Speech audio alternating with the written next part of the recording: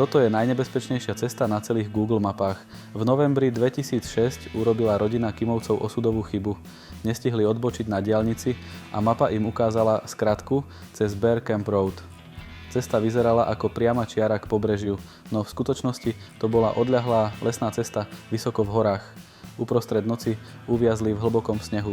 40 kilometrov od civilizácie. Bez signálu. James kým vedel, že jeho rodina mrzne. Rozhodol sa pre zúfalý čin. Vydal sa pešo hľadať pomoc. Manželke sľúbil: ak nikoho nenájdem, do večera som späť. O 2 dní neskôr zbadal pilot helikoptéry na ceste ženu, ktorá mávala dážnikom. Boli to Kate a deti.